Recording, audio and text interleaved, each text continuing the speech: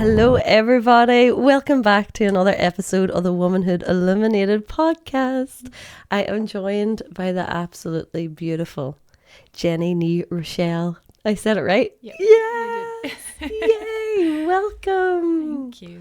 It's so lovely to have you here. It's amazing to be here. Thank you for having me. Of course.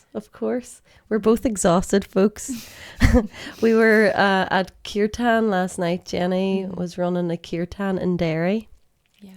And we're just like, oh, in the chilled vibes of it all, really, aren't we? Yeah, just kind of in the aftermath. Yeah. I always find afterwards I'm either wired and I can't sleep, or else I just crash.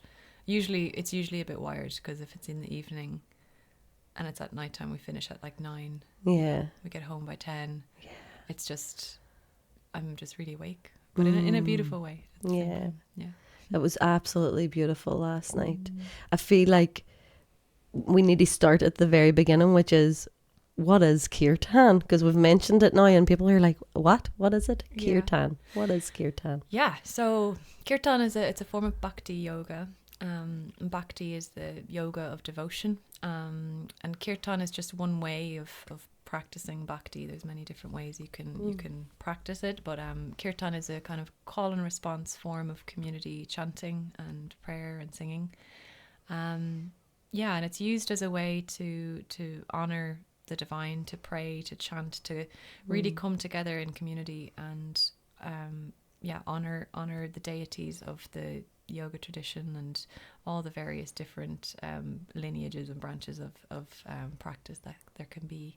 And the word kirtan means to cut through, and so the idea or the thinking behind it is that by chanting the names we kind of cut through the noise of our stories, of our samskaras, our vasanas, these kind of learned and conditioned behaviors and beliefs that we have, and we get right back to we connect right back to the source at the core, at the center of our being, which is love and devotion ultimately, and the connection that I feel like a lot of people are yearning for, and so it's powerful, and it's something that's helped me hugely in my own journey and continues to do so. So it's just really special to be able to gather people, and because it only really works if there's a group of people singing it. Like I can't really do kirtan alone, and it's just sometimes people confuse it and they're like, oh, come and do a gig, and I'm like, it's kind of different. I need people, like I need to do it with people, and it's different and separate to my own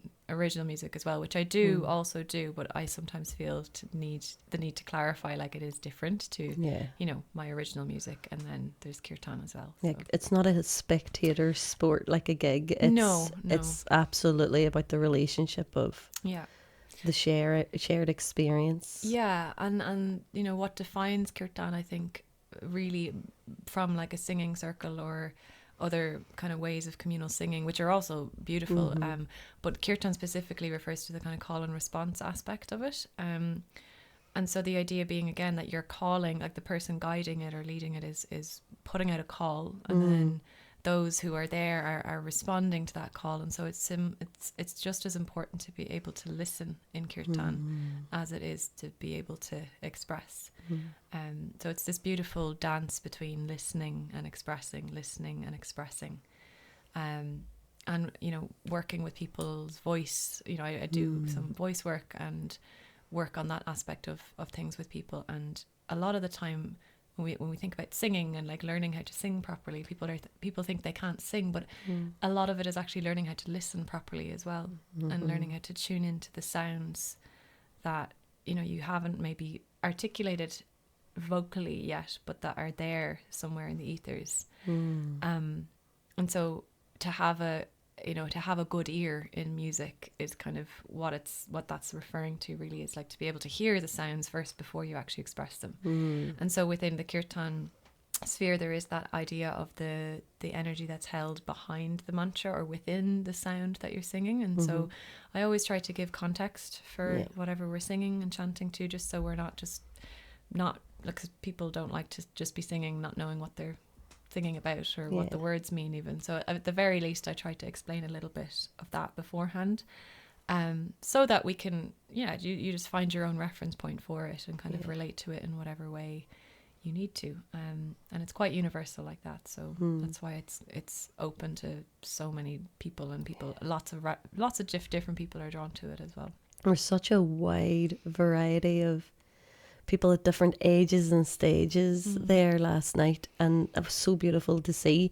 And what I love about kirtan is, like you say, it is about listening as much as vocalizing, but there's no judgment, there's no expectation. There's people who, and I know for myself, there were moments last night that I just sat and listened to the collective voices of everyone, and it's very moving, and what I loved about when you were sharing the context, you really gave the flavour of the emotion behind like what was the purpose of what was being shared in, is it devotional, is it about longing, is it what is that part of the piece of that particular song. And that just meant that even though if you didn't understand the words, you could understand the feeling, and it, like, you tapped into that feeling within yourself. And I mean, I can only reflect on my own experience, but it was such a wave of emotions. There was that deep connection to universal love and feeling like, I felt like as if there was energy connecting us to each other, that we were all collectively breathing together as we sung together, and that all of our words was such a prayer for the land and for each other and for ourselves, and oh, it was just absolutely beautiful. And then, like, I was crying with so much love. I was like, this is like happy tears of love, and then just having a moment to just listen and to like receive it all, let it all sink into me. It was just so. If you have not experienced kirtan, folks, Jenny's are incredible, and there are loads of people doing beautiful work all across Ireland and the world. I would invite you to attend, and like you say, there is that part around exploring your voice, which is something I'm very passionate about, is vocal expression, because in our part of the world here in the north of Ireland, a lot of people are kind of find it hard to express how they feel, and even to sound out emotion in that. And this is such a beautiful entryway, and a safe entryway, because you are lost in the collective voice. Yeah, and that's it exactly. It's like the sea of sound that just be there, especially when it's a big group of people. That's what initially allowed me to kind of start singing again, after a period of not really doing much singing. And then it was attending a kirtan and realizing, I've always sung, I've always loved singing, but that gave me a whole new perspective on it. One in which there was no competition or need to feel like I was perfect, or need to get every note perfectly right, or anything like that. And so it's quite a liberating experience for people, especially if you do have stuff around voice and expression, and needing to sound perfect all the time, and if you're hard on yourself like I was, it's a really, really liberating feeling, to just have an opportunity and a space to practice that in, and to explore and to make mistakes, and to just, it doesn't matter, because everyone else around you is singing as well. And what I love about the kirtan that you bring, and this is a huge part of your journey of work, which I am so excited to talk about, is bringing in, incorporating the Irish language. Like we had, we all sang in 3 different languages last night. Yeah, it's quite new that I'm doing this with the kirtans, but it's something that I've felt very drawn to do for a while, since I started hosting them, really, and I feel it's kind of reflected my journey of becoming more integrated into myself, because before I taught yoga or did any of this stuff, I worked with the Irish language, and I studied the Irish language in college, and did a master's degree, was part of a band where we sang all Os Gaeilge, and worked for Conor na Gaeilge when I left college for a while. And what is Conor na Conor na Gaeilge? Gaeilge, it's an Irish language organisation based in Dublin. Okay. Yeah, so it's quite a well, I don't know how well known it is, but for me it was like, it's well known in the field of Irish. Yeah. And so it's all Irish has always been a part of my life in a way, in the same way that music has. And I feel, and actually the language and my music is very interlinked, because I didn't actually sing until I was learning to speak Irish. Wow. Because it was in the Gaeltacht as a teenager that I was fortunate enough to be able to attend since I was 13. It was only there that I started to have this sense of like, I'd like to play the guitar, be able to sing next year. When I come back next summer, I want to be able to play the guitar and sing with everybody. So that was my initial like inspiration and urge to actually pick up a guitar and learn and practice singing as well along with it. So I kind of, without the Irish language, like I wouldn't sing either. And it's almost like, it's funny because that's reflected now even in my original music that I do write. So I write songs in English, I also write them in Irish, but whenever I write them in English, it always feels like there's a little bit more of a push to try and get them out there, whereas with the Irish ones, they seem to just have a life of their own and they kind of take off in a way that I don't even have to try that hard, but with some of the English ones it doesn't feel the same. So it's almost as if that's part of what I'm here to offer, is I suppose is song through Irish. And then when I think about the way that I actually learned the language, because I'm not a native speaker and I'm not what you would call a native speaker, I didn't grow up with my parents speaking Irish to me. Like I said, I learned it by going to the Gaeltacht every summer since from the age of 13, and gradually every summer was spending longer and longer there, and like to the point where I was spending like 3 or 4 months there every year. And then kind of worked my way up to teach and was helping out and everything and directing some of the projects that we were doing. But what was I saying? I didn't learn it as a child, but I learned it later on. And so there is still that kind of sense of like sometimes fear over getting things right. And this is only came up recently because people were talking about trying to learn the language again, and the fear that can bring up, and the shame and all of the things that are attached to it, especially as adults. When you try to learn something as an adult, it's a lot harder. I kind of went off my train of thought there, but anyway. Okay. But my point with that part was how I noticed in myself that I still have some of those fears, even though I've studied it, literally got a degree in it, like literally kind of have worked within the language, I've worked in translation, I've worked in all these different areas, and still anytime I post or share something online with Irish, I freaking triple check myself, and there's a fear, there's a level of like, oh God, am I getting it right? And I think maybe it comes more from perfectionism than anything else, but it's like a glimpse or a glimmer of what I hear other people share with me about their experience of trying to learn again as an adult, and having all these layers of fear and shame and grief around it, which is just something that it just breaks my heart to hear, and especially in the north, and the people I've met up here have been more so vocal about that. Ironically, they're more, there's like more of a like an awareness maybe of like there's a block, but a lot of people, everywhere in Ireland have that fear, and what I hear a lot is the excuse of like, oh, it's not taught well in schools and all that, and I 100% as when we were kids, like it wasn't. But I've just heard it so many times now that it's kind of frustrating. It's like, okay, we weren't taught very well, so like what are we gonna do about that? It? Like, take some responsibility for your own journey. I feel like we're at a stage now as a culture where we're maturing into a recognition of like, well, we actually want our language to continue. We want her to live, and I feel like if that's something we're wanting to do, then there's the action that has to be taken around that.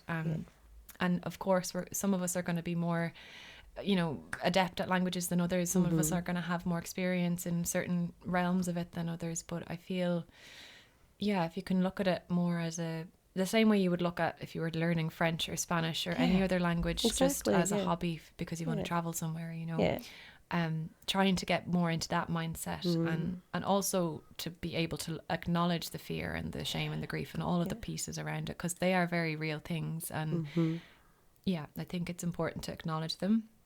and to have spaces where we're not being judged for making mistakes. And but yeah, again, I think it's 50-50. It's like partially our own responsibility to take responsibility for like, okay, I know this is triggering and difficult and it's bringing up all this stuff, and I can't blame anymore. Like I can't, you know, there's only so much, there's only so far blaming is going to get us in this kind of thing, you know. I loved what you shared with me before we, you know, everybody that listens regularly knows we have chats before. We really should record these chats because there's always such magic in them beforehand. But I loved that story that you shared with me that Dermot Ling shared. And just to, before we move into that, because it's just a lot, I think that's a perfect way of capturing it, like you said. Like Dermot Ling is well known for his work around basically like reinvigorating the Irish language and land-based ancestral practices and all the rest, and even he doesn't always get it right per se. And like I would love you to share that little story if you don't mind, about what the teacher said in school. Well, he just shared it on his social media there a good few months ago now, but I just remember being really inspired by it. And he was sharing about having been corrected by somebody, and as he was doing a presenting job or something like that, and the process, he was just sharing his process around you know, the fact that someone had corrected him and stuff like that, and how it made him think of a teacher he'd had who was notoriously quite strict on him and his classmates. And so one day somebody spoke up and said, Miss, you know, it affects my learning when you continue to correct me and all this kind of stuff. And I think he said the teacher's response was something that took him aback. She said something like, I'm not correcting you, I'm correcting the language. That's my understanding. That's what I remember from the post that he shared. So I might not be getting it 100% right, but that's what I remember from it. And it just made me think of it differently, because, you know, on one hand you could say, yeah, she's been quite strict, and yes, but there was that level of detachment from like, it's not about you, you know, it's not about us and our little stories anymore. It's like, it's not, if we get out of the small mind, the victim mentality, it's and it is, and honor the language, like that's being respectful and honoring the language. I know my mom, I love my mom, hi mom, but she is, my grammar, like I even notice it after I say is instead of are, and like that's in English, like I get, and like I studied English at uni, so it's kind of funny, but like she corrects my grammar, my speaking grammar all the time, and it irks me, but I'm glad I know, because when I say something wrong I would rather know. And I remember Dermot ended up, you know, sharing that he was grateful for the whole interaction at the end, even though, because it opened up all this conversation and beautiful way of, for me it was like a really good point of reflection as well around, because I've taught Irish as well, and I'm not teaching at the moment, but I sometimes teach online classes and stuff, and more people are coming to me asking for, you know, translations or help with stuff, and I'm just noticing more and more how I am when somebody makes a mistake. And, you know, even when I was in college, there would have been a group of people that I remember we used to correct each other, and it was kind of like a joke. It was done in a very kind of casual, supportive way, kind of jokey way, but I would have been very sensitive and didn't really have that sense of like, oh, it's just a joke, they're just kind of, you know, taking the piss a little bit, and I would have taken it to heart a little bit. But so I've noticed, like, as I've strengthened in myself and like come into more integration in my own self and more taken more self-responsibility in my own life in general, like those little things don't sway me as much as they used to, so there's a sense of more robustness in myself, so that I can take a little bit of, it's not even criticism, it's a slight like, oh, would you not say refining, like this? Like, it's a refinement, and that's all it is really. So I really, it's something that I constantly kind of dance with as I start to bring more and more Irish into my work. And but again, every time I share something, there's a little bit of like, oh God, is this right? Is someone going to correct me? But sure, if they do, at least then you learn. But there's a bit of fear there still. So, isn't it funny? Someone else shared. So I'm running a course at the moment called Grounded Being, and there's a couple of Irish speakers on it, and we had a discussion one day. It came up in the conversation, and one or two of the women had grown up in the Gaeltacht and were native speakers, or what you would consider native speakers. But I think she said something. Yeah, there was some situation where she was sharing that, you know, even with that, she still feels some level of, you know, self-consciousness around getting it right or being thought of as wrong or for some reason. And so it's like, it's not just the Irish language, I think, when you see it like that. It's not just about the language, it's more about our mentality as a people. It's like, why do we still shame ourselves so much for getting things wrong or not getting it perfect? And I feel like it's pointing more to those themes rather than, you know, how perfect can we get our grammar skills and everything like that. So there's a lot more going on there than we think. It's like I know you and I have talked about this before, because we both are passionate about seeing your body as a land and understanding the connection. And I loved, you shared a post recently where you discussed this, and we've talked about it as well, how that, you know, reclaiming the Irish language is like a reclamation of self. And that, like, even for somebody, like, that's fascinating, that somebody's in the Gaeltacht, one of the like places where it survived because it didn't get touched, because it was on the, like, it was too hard for the British Army to get there because of where they were.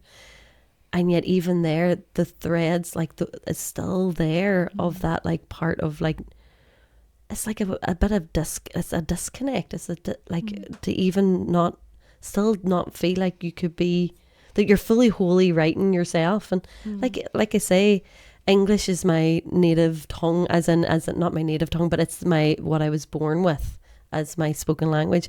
And I still, like, we all grammatically are saying things wrong all the time. I don't know half the stuff in English grammar, like you know what I mean? So I wouldn't be able to tell you that. Exactly. And so, I mean, of course we're going to, but I feel like there's this other little bit, which is a side note, which I was saying to you about, is like, there's the Gaeltacht Irish, and then there's Ulster Irish. I like, or, you know, people who have learned Irish in Belfast or Derry's Irish, and when they go down to the Gaeltacht, it's different. And then when you go down towards down to Dublin or whatever, there's these slight differences, and it's like the accents, you know what I mean? Yeah, it's just accents, really. You know, like, and the Gaeltacht areas are Donegal and Connemara and in Munster as well, and there's a couple of Cianella. There's a few other ones are dotted around the place that have kind of sprung up as well.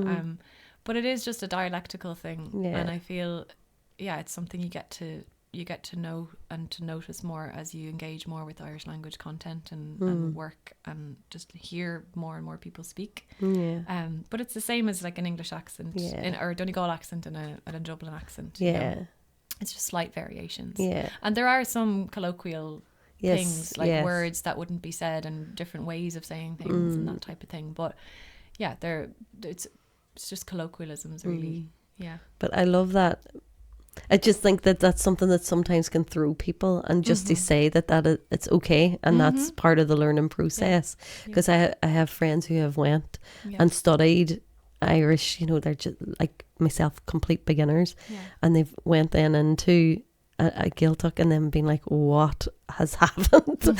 I don't know half these words, and it's because they're speaking with their colloquialisms, and you know what I mean.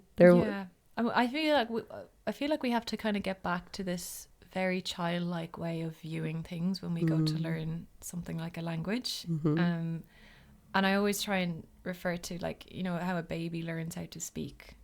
Like, when a child grows up in a French or Italian or Spanish household, right, they don't know they're speaking French or Italian or Spanish or English, or, you know, we don't know when we're babies. But we learn languages based on association and based on needs being met, and this kind of need to communicate with our caregivers. So we don't know that cup is cup. We don't know we're speaking English. Yes. We don't know if it was a child reared in the Gaeltacht, they'd say cup on, and they wouldn't know the difference, right? Yes. So it's like, how do we get back to that state of just seeing the object before the thing that we're trying to name, before we give it the name. And this is actually a tantric practice that I'm sharing in some of the courses that we're doing. It's this kind of subject-object awareness of, like, the object itself is just the object until we give it a name, until we put a word on it to describe it.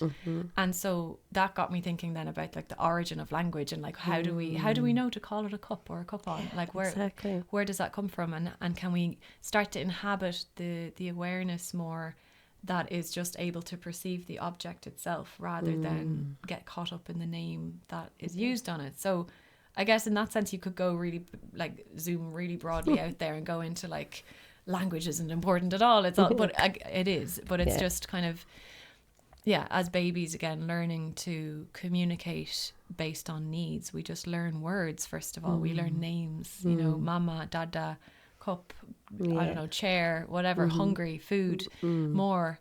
And they're just words. They're not, we don't have an association with them. And it's only, again, as we get older and start to learn something as adults that we have all of these different thought processes and connotations with, oh, I got it wrong, or it's not that, or this person's going to think this of me. Or so I feel like if dealing with all of that is actually part of the process sometimes, and maybe we could invite people, if you are learning Irish again, or, you know, if you're in that process right now, to kind of treat it as you would treat it, like as a process of self-inquiry, and just notice what's coming up around all of it as well, and know that it's natural that that's going to come up, and it's going to give you more information about yourself and how you want to go about bringing the language into your life again.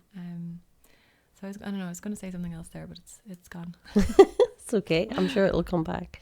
But I even noticed last night, you know, with some of the call and response being like going, oh, I know I'm not saying this right, and what that just brought up in me in that moment, being like, and like the inner critic is just so strong, and it's like, you're stupid, or you're, you know, like all the, you know, these old narratives, like I have the capacity to be like, yeah, right, okay, be quiet. But you know, it's just so interesting to be like, oh, here it all comes now. You're not good enough because you can't, you know, like it's crazy. It's crazy how entrenched these narratives are, and even the narratives around the language itself, because having this conversation here in this part of Ireland is even edgy for some people, which is fascinating. You know, it's new to me as well, because I've not spent much time in the north in my life. I just haven't, and I've been fortunate enough to have spent time in the Gaeltacht in Connemara, and a lot of my work, like I said, had been focused around it. So I'm realizing over the last while, like how normalized I've become into just like, that it is normal that the people around me are wanting to speak it, and that are a little bit more comfortable maybe with it. And so to realize that, okay, there's still a huge amount of work to be done in terms of not just learning the language, but working through the layers that we have around it. And that it's not just in the north, it is all over the country. I feel like there are layers of shame and guilt and fear and everything else there. And so it's also, like I was saying, a process of coming into relationship with our grief, and coming into relationship with our fear, and being able to have the capacity to acknowledge all of that, even as we're learning a new skill, even as we're kind of picking up words here and there. And that's why practices like yoga and meditation and everything else that I share and practice kind of have really bolstered me into being able to even speak about anything like this, you know. You know, even the tantric practice you just mentioned, it's like of the object subject, and even like the language itself just as object, you know what I mean, and that we are putting onto it all our layers of stuff, but the language is just the language, you know, and she's yet just there, and she's just wanting to be like, but there's this, like, obviously the land piece, as in, and us as a body of land, with like we are the walking body of land, of the land.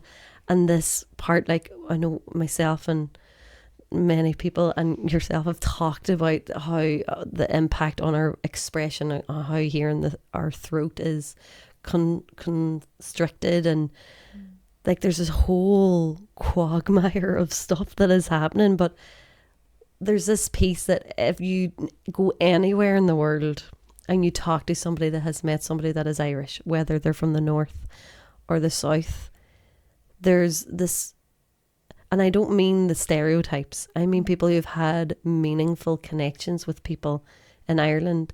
There seems to be, or I've experienced anyway, and you can reflect on this yourselves, folks, but people feel like how we are seen and experienced as a people is that we are poetic, that we are creatives, and just in our being, not necessarily a painter or a writer. I don't mean that kind of creative. I just mean that our energy of what we carry is this fluid, creative, it's so hard to put into words, the richness of the Irish people and how we're experienced by the world. Like, we are who we are. And yet, and that's so reflected in the language. Yeah. Do you know what I mean? Yeah, I feel like it's kind of a mode of perception. It's a lens that speaking the language gives you access to viewing through. Or it starts to open a different lens to view life through, in a sense. And in the same way that yoga did that for me, yoga gave me a lens and a framework and a way of viewing things that was different and altogether more nourishing and wholesome than the viewpoint of life that I'd been offered in school or you know, as a child. And I feel like Irish brings that lens and focuses it in on the land and on the fact that we are beings with bodies living in relationship to a body of land, you know. And John Moriarty has a piece that he speaks about in some of his writing, and it's the silver branch perception. So it's like there's a couple of stories or tales that he tells focused around it, and to me it's like this the silver branch perception is kind of what our Irish is opening up for people. Think about the origins of the Irish language. Like, the first known written version of Irish is Ogham, Ogham. It's these little stone, the carvings into the stones. And each letter in the Ogham alphabet represents a tree, one of the native trees of the land here. And so the thinking is that the earliest form of Irish was based in the landscape, in trees, in, you know, features in the landscape, hills, dolmens, mountains, rivers, lakes. They all kind of featured in it, and you have the same still in the Aboriginal songlines in Australia, where they literally give directions in song form, you know, beautiful, based on what the landscape is doing. And so, you know, there's a sense of like, perhaps we had something like that here. Nobody really knows for sure, but there's a sense of it that, like, our earliest language, the earliest form of language here, would have been based in nature. And then that brings me around to the point of the body being interlinked with our environment. And so the more that I go into yoga and somatic work and traditional tantric practice, it really just hammers it home that the body is a landscape that we live in, comprised of the elements: earth, water, fire, air, and ether. And it's all functioning and working together in the same way that the macrocosm of the body of the earth is functioning.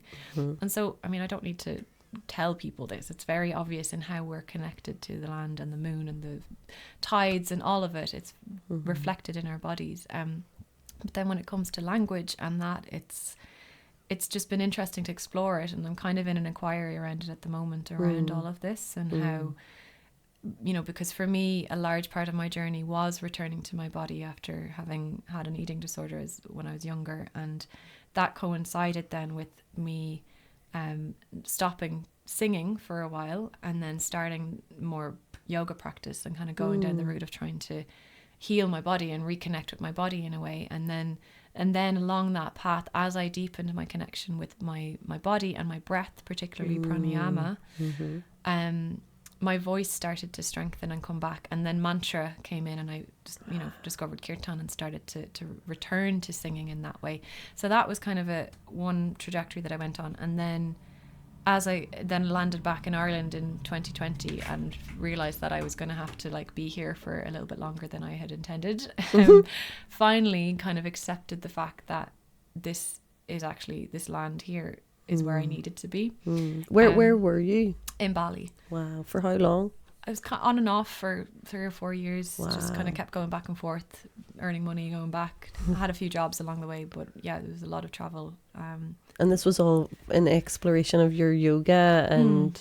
self, obviously. Yeah, pretty but much. I don't know if I had the language for it at the time. I was just like, I just need to do this. This is something I need to do, and didn't really know why until I came back. And then it was kind of like when I landed back in Ireland and started to accept that actually I think I'm supposed to be here. That's when everything kind of started to click around, you know, why I'd had to go off and learn everything and do all the things.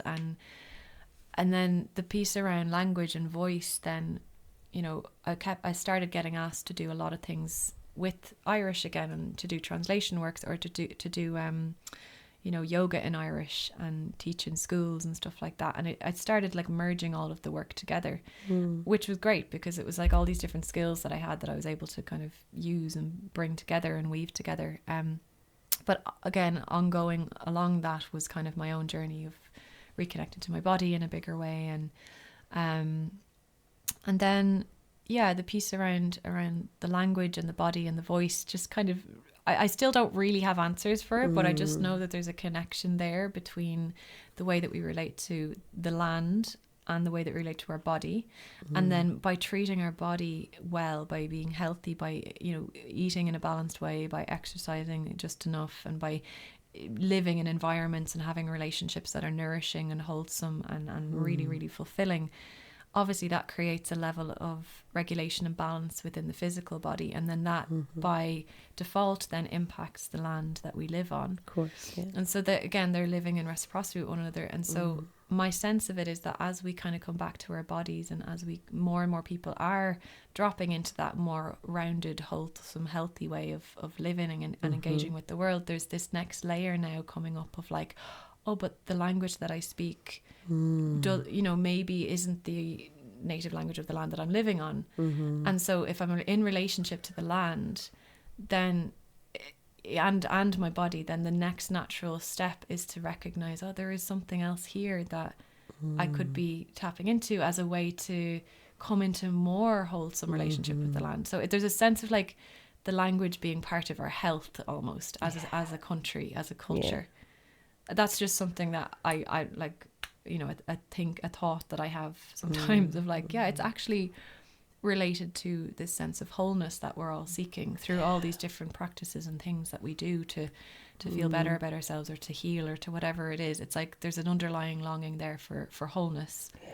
And yeah, if we're living in relationship to the land, then a part of that, it's not just eating stuff that you've grown, and it's doing all of that for sure, and living in right relationship to the land and the earth, but it's also speaking the language that originated in those lands. It's in your cells though, you know, it's a cellular memory. And the expression and the sound, I mean, like Sanskrit, okay, like like there's sounds that are activating, that have been documented scientifically to show the impact that they have on our brain waves, on our cells, how we react on a physiological level. So there's and I mean, I know Mancon, he explored this as well, because I remember reading so we'll also talk and honor him in this episode, but like in 32 Words for Field, like I remember him writing about an island, I think it was off Cork, excuse me if I'm wrong folks, but basically the threads that there were, you know, of language. So whenever he was tracing back the oldest Irish he could find, untouched Irish in Ireland, and that there were these threads of, was it Arabic and Sanskrit, like there was these threads. And then he was saying about, because of the way the water at the southern tip of Ireland, that there would have been routes that would have passed, trade routes.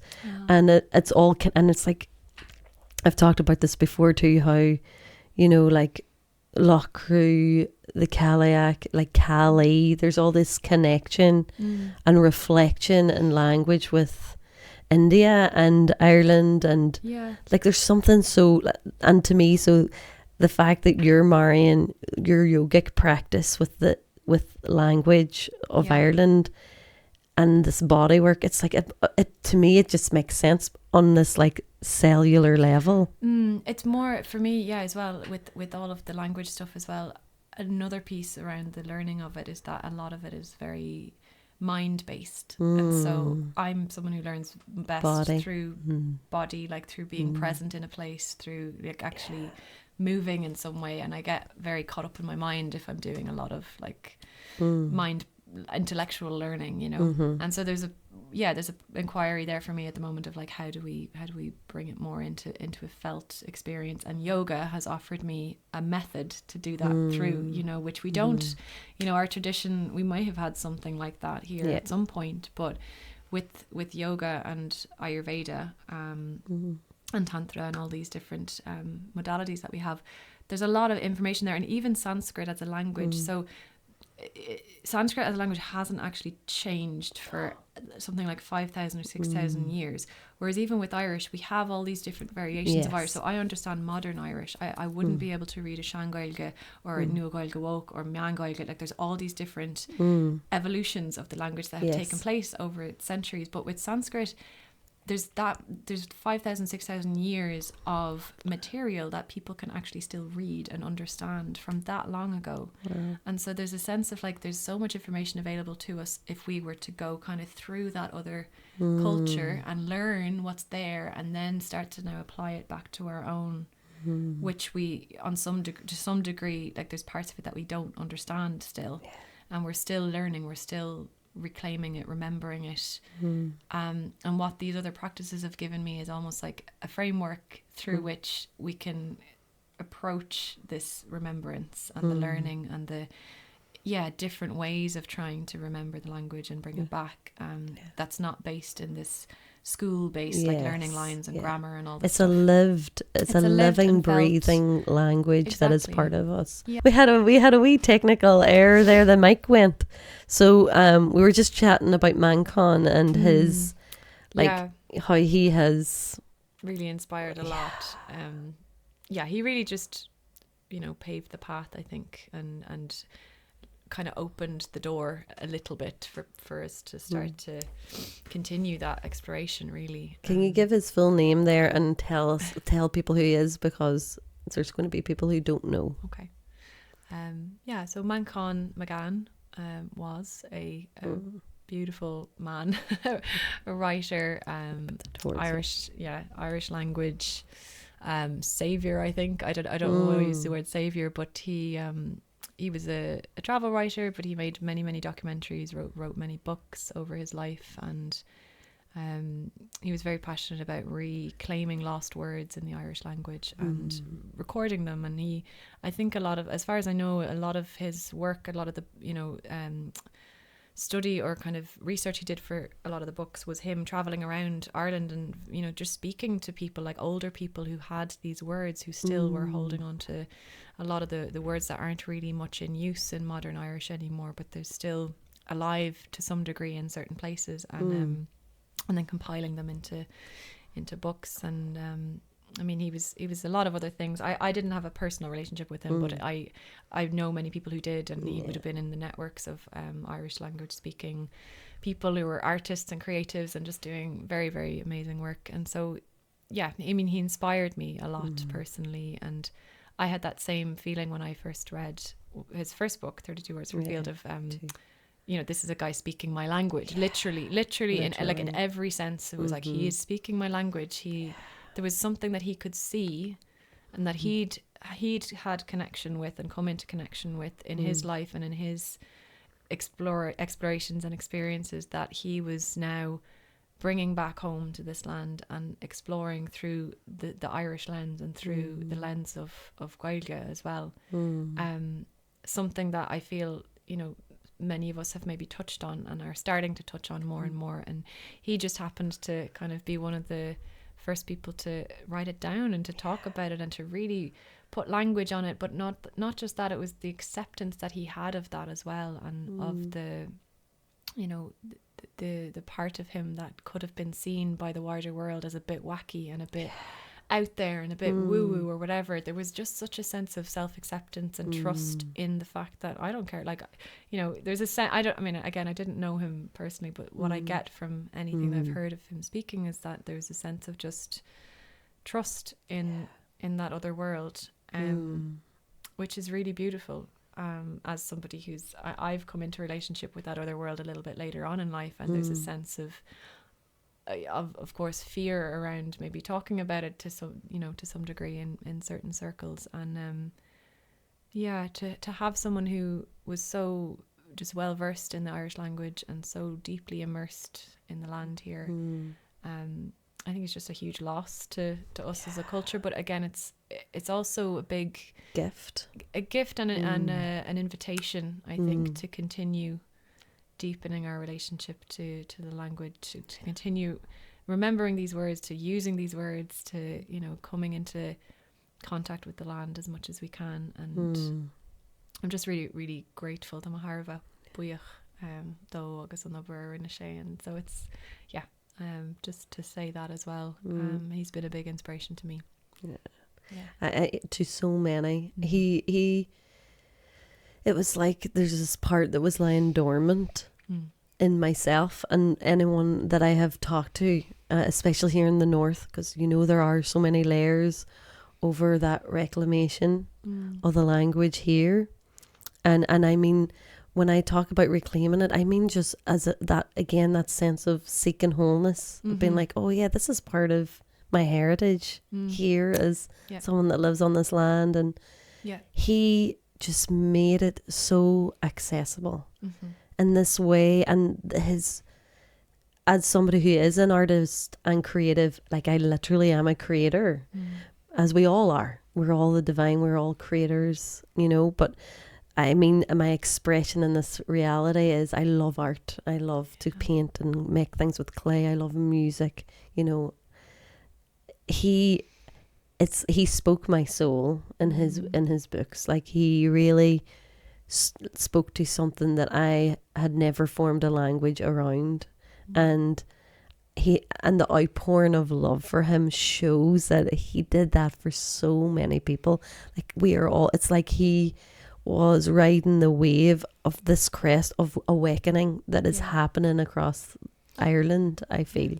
Yeah, and there was something, I watched the funeral online, and there was something that the priest said that really struck me, was that he said of Manchán that he woke the fifth province, and Manchán lived in Westmeath, which is where the fifth province would have been Meade, or the middle, as it would be translated. And that really, it struck me as something really profound and true, but then also got me thinking of this. There's a word in the tantric philosophy called madhya, and the madhya, like pausing in the madhya, it's like stopping in the middle, pausing in the center point, or at the bottom of the breath, where you take pause and you're just in that place, and you look out from there. And so there's a sense of Meade, or the middle ground of, I don't know, Westmeath, the fifth province, being that center point, or that place where you can, go inward, but also pause in that gap in the ground, in this pure awareness, and just take stock from there. And it's that mode of perception that I feel we're trying to get access to through these teachings and through the language as well. It gives us, it's more of a detached, I don't like the word detached, but it's more of an observational ability, where we're not taking things personally, like that in that example I gave earlier. There's a sense of the language, it's not here to coddle us at all. It's not here to be like, oh, poor you, or you're all right, or like you're sad. It's like, no, sadness is on me, I can take it off, those kinds of things. All these kinds of things that are just, it's subtle, but it's there, and it gives us an invitation into empowerment and agency over ourselves, rather than thinking that we're a victim to our circumstances and a victim to everything we've been subjected to as a culture and as a country, which again there's a lot there, so it's not to deny it at all either, but to kind of start to move towards the more mature way of viewing these things, and you learn this through any kind of, I don't know, shadow work or work with, self-inquiry. It's like we learn to accept the shadows and the stuff that's kind of been challenging in the past as what ultimately makes us and shapes us into whole human beings, as we're moving towards becoming whole and adult again as a culture, which is what I kind of feel. It's like the language is the last piece, I think, of like, okay, we know ourselves a bit now. We've started to prove ourselves a bit more on the world stage with, you know, musicians and actors and famous people doing amazing things that are all Irish. And there's a bit more respect, I think, there for Irish people internationally now. And so it's almost like we needed that level of confidence to be instilled in us first before we then went about kind of going, okay, now it's time to say, actually, we have a whole language here as well that we're going to bring back, you know. And I just it's an exciting time, I think, to be on this land and to be in Ireland, learning and speaking and practicing the Irish language. It's literally, I feel like we're just at the beginning of this. It's like it's exploding open, but it's just at the beginning. And I mean, I know there are people who'll be listening to this and know nothing about any of this, but when you open into and follow that thread, it really is growing, and it's really so beautiful and so exciting, and it's going to be, and it is already so healing, because there are times, like, I write as well, and there are times that I struggle to find a word for what it is that I'm trying to express.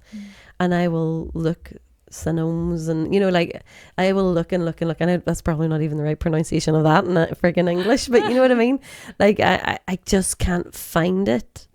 And like, and that was one of the, like, even just from 32 words for field, there were 32 words for a field, like, because there's so many different uses for a field back, obviously, and further back in our Irish history. But what to me that was showing was that there's so many things that English translation, black and whites, you know, that you can't, especially when you start stepping into the other world, when you start feeling the nuance of the unseen, like, which is so much of the emotion body, you know. It's not arm, leg, you know. It's feeling.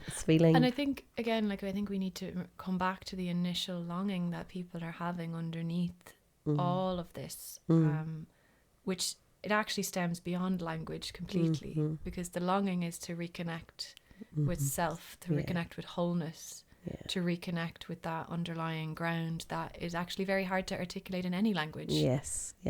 And so if we have a connection to that in some way through whatever practices we're engaging with, through connecting to the land, which is the first and foremost way I feel to connect with it, and then through our bodies as well as microcosms of the land, then it's less of a striving to try and learn and you know, learn the words and remember things that happened, and it's more of a, we're just living, we're just in presence, and we come into contact with sounds and words and learn them that way. And that is how I learned Irish as well as a teenager, was just immersing in the Gaeltacht and just having no other choice but to have to try and communicate in Irish. And it wasn't a lot of it wasn't from my head. It was just because I was living it. I was there. I was doing all these things, like playing football or basketball or singing songs or whatever, and it just happened to have to be in Irish. And so there was this, it came from somewhere deeper. It didn't come from my head. It was like, okay, I'm just going to have to be silent for a second. If I don't know what I'm going to say, I'm just going to have to splutter over the word and like make a mistake and say it wrong and get corrected. But it's because my desire to be present in the moment was larger than my fear of getting it wrong. To communicate and connect. And the desire for connection, that's what it was. The desire for relationship, the desire for connection is building so strong now that I think it's going to outweigh the fear that people have of getting it wrong. And I think that's what we're seeing now, is that, like, the shift of that, like, the desire for that is just so strong. And we're finding other ways to do it, but I think it's helping to kind of alleviate some of the fear and the grief and shame, the remembrance. And I mean, that is part of the journey of remembrance, is navigating the grief and the shame and all the layers and the resentment and the anger and whatever's lying there in the shadows. And integrating them. And integrating them, bringing them to your heart into wholeness and being like, it's okay. that's okay, that you're part of me. That's part of the journey, is that like returning to wholeness is going, well, all of me, it's all of me, and that's okay, and it's all welcome. And that includes the painful history that we have here around language and identity, and that word identity and inhabiting our identity, I think, as Irish people is what the desire is that's building is, I think. We're just wanting to inhabit it more, because we can see that by moving through these challenging situations that we've had to deal with, that there is actually a strength that comes on the other side of it. And I mean, I think our individual journeys are testament to that. You know, if you've gone through processes like with yoga or shadow work or plant medicine or whatever route you've taken, there's always that requirement to face the shadow and to face the darkness, but you ultimately come out stronger on the other side. And I do feel, in a sense, we're seeing that happening now here, is more of a strengthening and njarthu strengthening rather than the fear or the shame. Because I feel like there's this piece too, even in relation, I love that inhabiting identity. It's not, you're not your identity, but you're inhabiting it. Like, you know what I mean? Because this is not who we are. Like, this is not the ultimately, truth. it's not, but it's what we have to work with. We're in it. We're in this vehicle now, and all the layers to it. And I mean, that's part of the whole journey, is the dissolving in the ego, and then returning back and be like, oh, through this lens, now I see it. And that's why that's so beautiful. But like, also this part around the identity of the Irish is shifting. Like, you know, the stereotype, like, connected to St. Patrick's Day, and, you know, like the leprechauns and green hats and shamrocks, like that is slowly dissolving too. And it's like, it's so, what I feel, it's like so ancient. There's this like really, it's like it's like suddenly we've discovered these roots that are so deep into the earth here. And people are like, whoa, this is really ancient. Thousands and thousands of years ancient. It's past all that noise.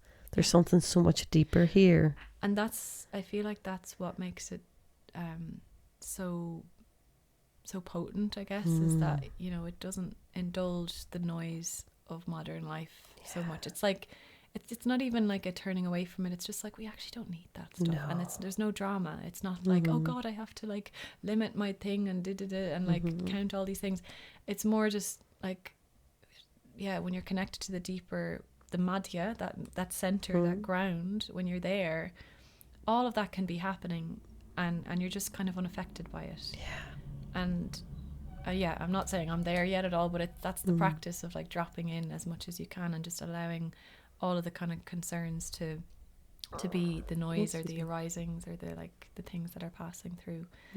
And that's so funny you're saying that, and the tractors are back, folks, in the background. All you hear is the tractors just passing through, and it's such a good metaphor, because the world right now, the way life is at the minute, and with all the things that are happening and have been happening these last few years, like, this is the medicine of this work, and this reclaiming and reconnecting and remembering is a letting go of all these perceived needs, you know, and that are illusionary. Like, we, you know, and I know that this is landing through the realm of social media and everything right now, and that's the gifts of it also, but this is a snippet out of your lived experience, and it's like how you move through the world every day, how you live your life in the land of your own body.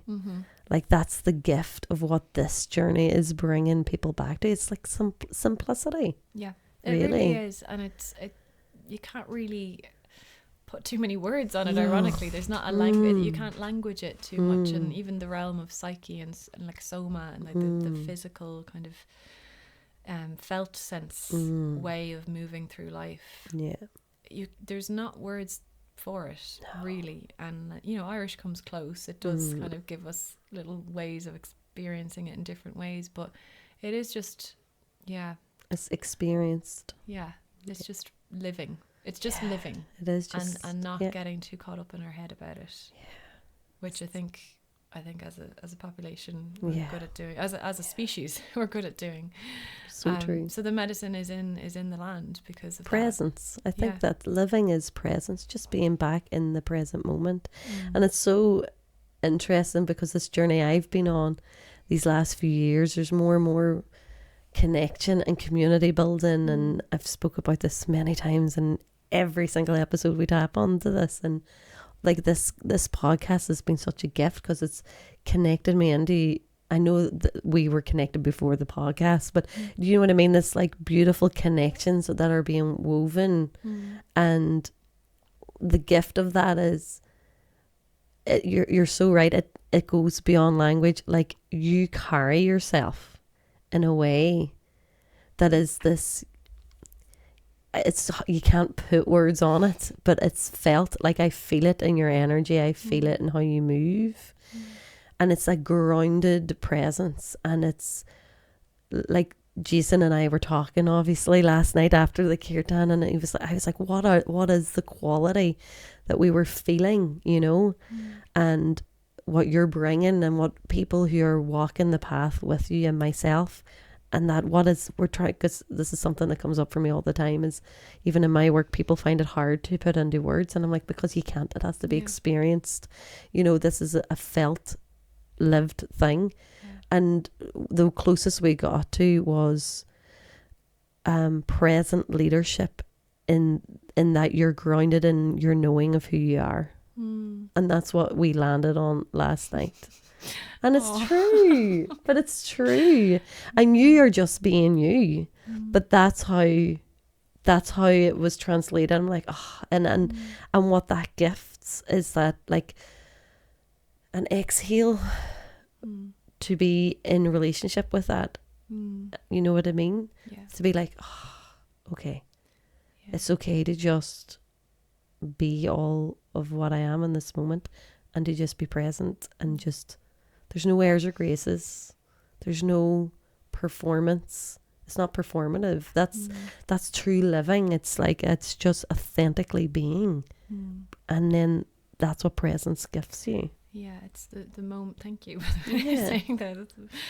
Yeah, but it's just like a moment to moment way of life, and also it was not always this way, believe me. But yeah, like I think having that shift from head to body has really been the medicine. And you know, when you think of living in relationship to the land and to the animals and the plants and stuff, they don't communicate in words. They don't communicate in language, or at least in a human language that we would like, you know, talk about articulating and getting grammar right in, you know. It is a felt sense. And so as we sensitize and resensitize to our bodies through the work of Tantra, of yoga, of all of these other practices I'm talking about, like so much more comes online to us that is, again, hard to put into words, but it's just a presencing, and it's just to, you know, I try to put it into words a lot because I like to write and I like to, you know, express through words, but a lot of the time you can't, and it's just a thing that has to be felt. And I think it's the same with the land here in Ireland and the language. It's an invitation into a more, I guess, like mytho-poetic way of living, a way of living, again, but it's even beyond words, like I said, so it's hard to articulate. Was the way of living that sees things through that lens, through that kind of silver branch perception that Moriarty spoke about, and that Manchon managed to find a way to articulate. And there's loads of different ways you could metaphorize it and like try and put it into words that might connect with people, and that's I guess that's what I try to share through my work, whatever it is I'm doing, whether it's the yoga trainings or kirtan or the one-to-one sessions or all the other bits that I do. Music, I think there is a thread of just trying to be present and offer the skills that I have in the moment in the best way that they're going to be received, and figuring out how to do that is often not the easy part. That's the human part, isn't it? Yeah. Well, you do it beautifully. Just so you know, it's such a medicine to be in relationship in this way, and to receive also in kirtan and be part of it. And And just to remember, you know, my language around it is, I'm always saying to people, it's just remembering that you're a domesticated wild animal, that you forget the domestication, just get back into your wildness. And like you say, animals they just are present, they just be, and they do their thing.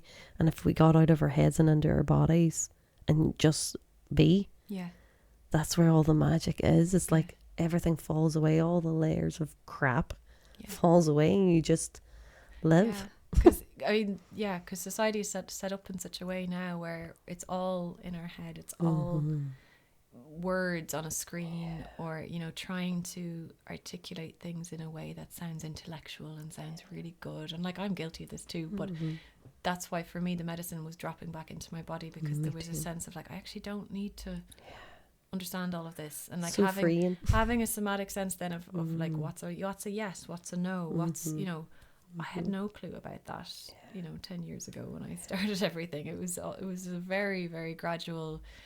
I always often explain it like, you know, in Harry Potter, where he has this floppy arm and he describes like the pins and needles of his energy going back into his arm again. Like, I had that on my whole body, trying to just come back into my body. Coming back online. Just like being like, oh my God, I have legs, and I actually have, you know, oh, right, okay, I'm here. Like, I have to be here. And that's a whole journey. That's a whole process that you can't really put into words. It's just there. And you're like, okay, I'm going to inhabit my knee today, and inhabit my big toe, and just be present in my big toe, and try to like live as this being, as this creature that is here for a short time.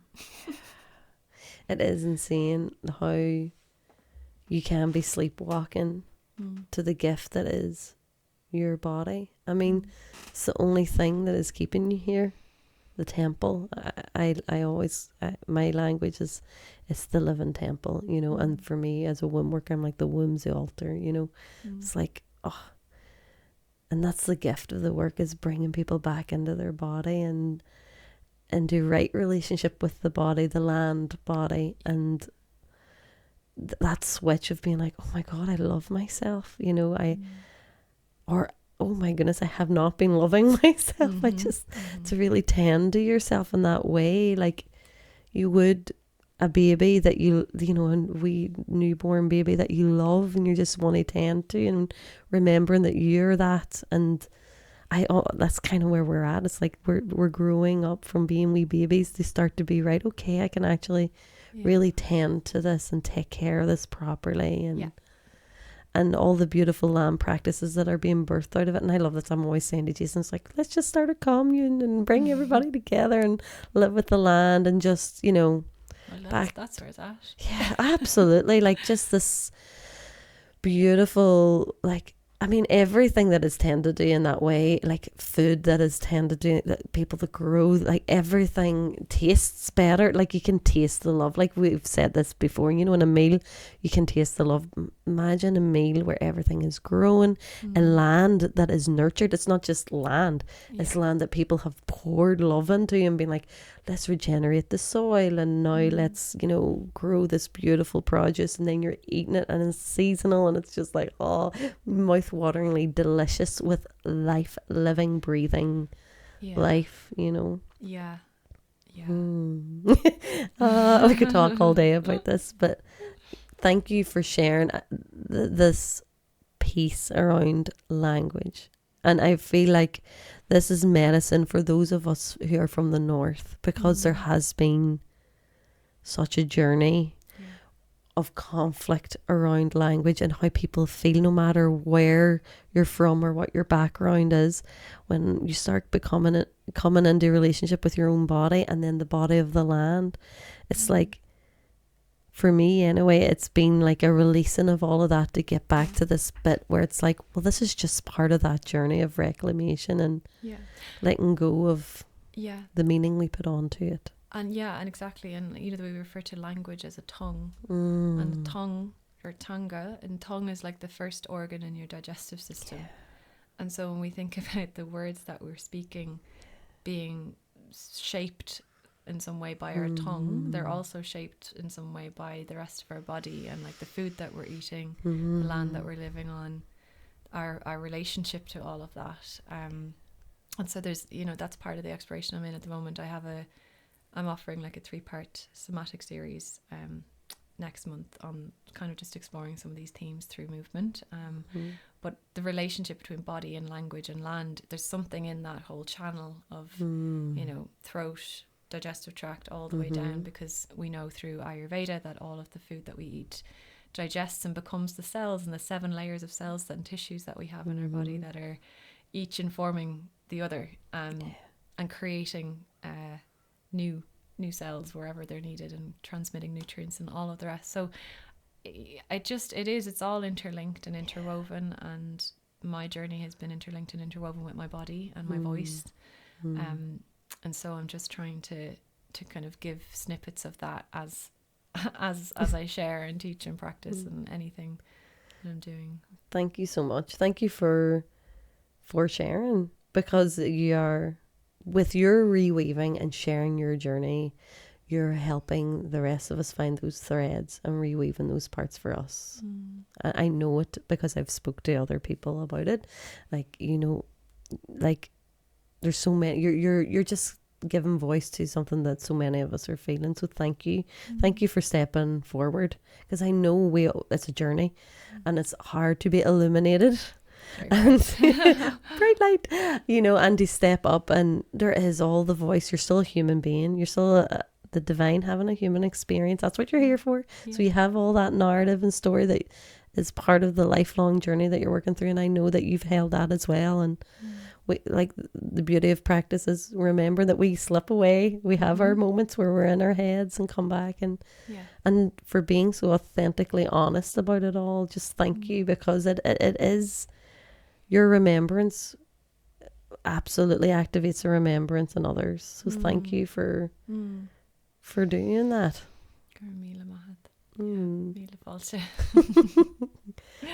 If there was a resource you were to share, just in relation to coming into relationship with the body. So for people who are listening to this and going, I've never thought to be present to my big toe or to my knee or whatever, is there something that just you could share that maybe we could experience together now in this moment, all of us?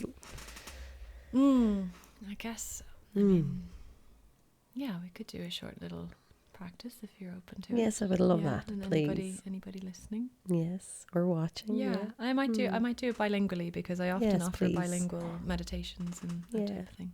Okay, please. Okay, so just sit up comfortably into a space that feels good for you, and just ag aimsú, just finding a seat that works. Mátá earth ein glúiseachtaí, if you need to have a little move side to side or shake or stretch the head or the neck in any way, just let that happen. And we might begin leis na súla oscailte with the eyes open. Just let the eyes open up, wherever you are, and take a couple of moments just to notice your surroundings. And Torfui Dara care to thought temple earth, notice what's around you, the objects, the things that are close by, na rudí atá gardit. And there are the what's the things that might be a bit further away. And noticing the relationship you have with those things and the space between you and those things. And spás either the chorp, the space between your body, agus na rudí sin, and those things. And once you've done a full scan around, yesh to the right, clay to the left, all the way around, you might just breathe a little bit deeper. And if we are eventually, just if it feels right, let your eyes close, like the sula duna, and taking a nice swallow down the back of your throat. So I brew on tongue sheer, pressing the tongue back as you swallow down the back of your throat, and scarnach your throat, down through the lungs, the chest, and cleavrach. She's the shock of the bullock down into your belly. The crumán, the hips, offering them to the support that you're on. And just like Dana von Rudkana, now doing the same thing internally, that little scan, timple the chirp around your body. Award the keen from the crown of your head. Sheasarna tavana down the sides, the neck on winnail, the shoulders, the gulan, lava arms, cleavrach, chest, drim, back. Just as if you're observing your body for the first time and scanning all the way, hips to feet, crumán, gudi, na cossa.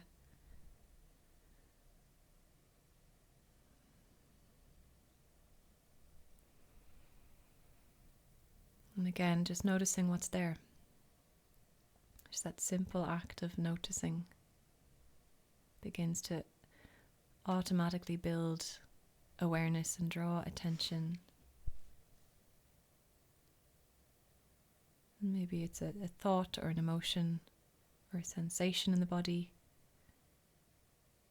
And Beidigul Rodella Agesh, maybe it's something else, a sense, a feeling.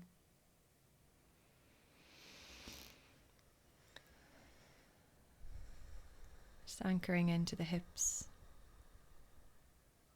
Agus na spásna idir na horgana, and even into the spaces between the organs in your body, the spaces between the joints start to loosen and soften. And so any holding that might be there just alleviates somewhat. You can just locate yourself and land here in this moment. Dear Achansha, right here. With whatever is alive.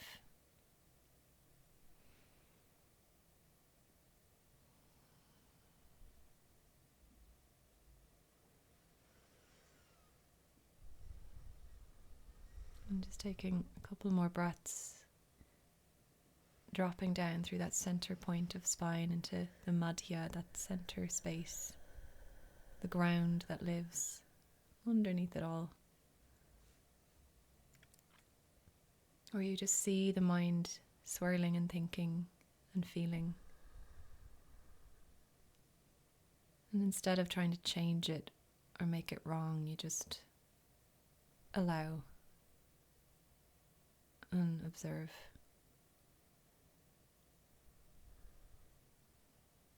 All of these arisings and meanderings. As you're located within that unwaveringly present, steady ground.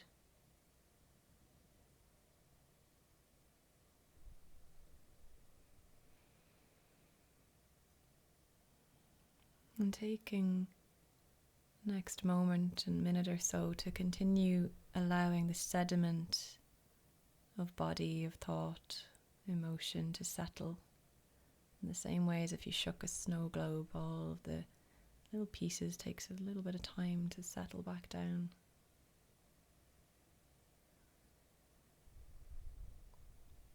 Just finding yourself back landed onto the surface that you're sitting on or lying on. And taking a final moment there. No maid there, no chanshin.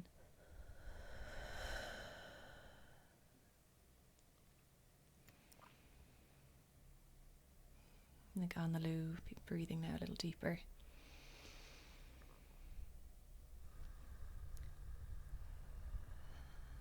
And just starting to, when you're ready, gently blink the eyes open and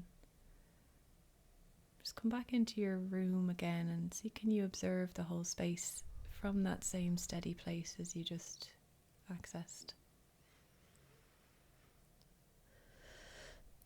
Notice, can you come into relationship with it from a slightly more present, aware, grounded space within?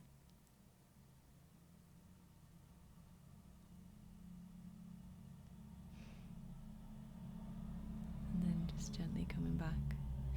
And you're ready. Just try not to look at you at the end. That's so nice. It's like, how do you come back after that? I'm like, so lovely. Thank you so much. Beautiful. It's so simple, isn't it, to just stop and listen. Yeah. And it's the listening that we're not very good at. Yeah. That kind of loops back to the kirtan at the beginning, just listening, just being in the listening. I definitely, I needed that. Thank you. I'm like, what do we do now? Thank you so much. I also ask every guest, we talked a lot. You're going to have to come back, because I love hearing about people's journeys. We never got to talk about the actual what brought you here, so we'll definitely, if you're open to it, we'll have to have you back for that. But because it's so fascinating. Like, I mean, living in Bali for on and off for 4 years, like, what a journey. Like, that's a whole episode its own. But I ask every guest, what is a practice or a saying or a quote that you have found that has been most illuminating to you on your journey? It's hard to think off the top of my head. Yeah. Maybe there's one that's landed recently.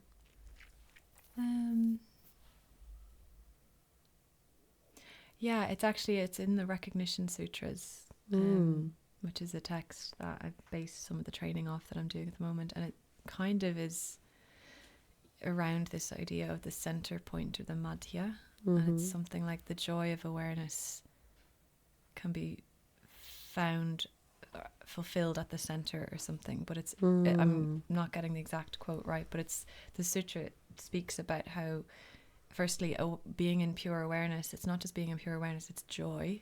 So that center point that we access is pure joy, and that is our innate natural state, and that it can be accessed through that center point and through the middle ground, or the central channel. So that's something I'm connecting to a lot at the moment, in my own practice. And another practice I've trained in, Vishoka meditation, is the same concept, really. It's the same kind of idea, where we're building attention and awareness into the spine. And Vishoka is in the Yoga Sutras. It's Vishokva Jyotishmati, and it's a similar idea of Vishoka being this state of sorrowless suffering, or the state of joy into which no suffering can enter. So there's a space, and even just contemplating the existence of that is often hard to, do. But if you can open to it, at the very least, that there is a state that exists where suffering actually can't enter. That's something that I sit with a lot, and that I feel informs a lot of what I do as well. It's beautiful. I love that. That's like, isn't it? That's what we're all working towards in our journey. And like the ascended masters, the gurus, if inverted commas, that's the state that they are entering. That they can be in what is worldly perceived as such distress or pain or something so horrific, but they stay in their joy, bliss of like, and it's not in a bypassing no, kind of no, it's not it's embodied way. It's it's almost like it subsumes all of it. It's like the joy, and it grows so big, and it becomes so like strong that it's like it subsumes everything into its embrace. It's embracing it. It doesn't come by pushing it away. And so it's alchemy, really. It's the alchemization of everything. Of the human experience. To me, it's the final full recognition. The journey from the head to the heart is the longest, as they say, but that, like, it's the understanding of divinity, the truth of the divine, of love, unconditional love, within and without. It's like the skin, like, becomes one with, that, like, I often think about how we're interacting with the world, and it's like, I am that not separate to what's beyond my fingertips right now. This, like, I am all of, like, I'm in relationship the whole time. Like, it's not like, the way we, so hard to put into words, but that, like, that is what it is for what you're saying. It's like that, like, it's out here and in here. It's all one. It's not separate actually at all. It's all one. I love that. Thank you. And as I do every single episode, we had a card pull, and I think someone else actually worked with this deck as well. So we were using the Magdalene Oracle deck by Tony Carmine Salerno, and the card that we pulled, we don't know what it is, but it is Sophia. So I know, as I say every time, I know that this episode will have been medicine in some respect for you in whatever way that it lands. And perhaps it is dropping the judgment or the thought and just the feeling of what if something stirred in your body by this conversation, and follow that thread. Let go of the judgments of what that means and just follow the thread. It's remaining curious, childlike curiosity, and without judgment. But may this message land in your hearts, your ears, and your lives now, and bring a gift of love to you. So, Sophia, someone dear to you needs your love and support at the moment, perhaps even for your forgiveness. Put aside any recent disagreements, let it all go and make up. Deep down, you both know that you love each other. Life is too short to waste. Adopt a loving attitude, for love will heal all things. Honor and respect each other's differences. Individuality is sacred. You're beautiful souls. Through love and forgiveness, a world of infinite possibility and content awaits you. To me, and how that speaks to this particular episode, is you are the other person. You know what I mean? Like, I'm sure this will land for someone in relation to someone else, but it's also that being in relationship with yourself, like that self-forgiveness, and adopt a loving attitude, for love will heal all things. And how we relate to the Irish language as well. Yeah, exactly. Yeah. Just bring it close to your heart. Yeah. Jenny, thank you. Thank you so much for this conversation, for myself as well as everyone who's been blessed to come on the journey with us. But thank you, and thank you for the work you're doing and continue to do. I know this episode will be coming out at the start of November. Is there anything you would like to share that you have coming up just before we go? I do have that 3-part somatic series. It's just 3 weeks of online practice for 3 weeks in November on a Tuesday evening. It's not starting till the 11th, so there might still be time. And then I'm going to be, I haven't got the details together yet, but I do want to offer some kind of Irish language retreat immersion next year at some stage. Beautiful. And I'm running a 50-hour training at the moment that it may run again next year. It may be in a slightly longer, bigger format. I haven't fully decided yet, but some version of it will be running again next year. Beautiful. So I just have to see if I'm going to stay with the same format or not. But it might. And then, I've been doing bilingual morning meditation groups every couple of months, and I'm hoping to do that again before solstice. So some point in November, early December, there'll be a week of online practice as well. So there's a lot online. So if you want to check out Instagram or my website or anything like that. And also there is the kirtans as well. There's kirtan in Dublin on the 30th of October. This might be after, but there'll be another one before Christmas. So of course, and then Derry hopefully will hopefully host, again, yes. and other places. Just, Just- we'll just check out Jenny's socials. There's Yeah. that much happening. Well, newsletter is probably the best. Oh, yes, so join you the can- mailing If you list. go on my website, you get a little Yeah. pop-up thing. And Beautiful. And we'll tag everything in the show notes. Yeah. So just Thank to you. say thank you from my heart and womb to yours for being here, and for the medicine that is just you being you, the delightful, beautiful person that you are. So thank you. Gur míle maith. And I would say that back, but I say, teach me. Gur míle maith agat. Guri mi Gur raibh garev míle mila maith ma agat. agat. Yeah. Thank you. Fáilte ró. Thank you, everybody.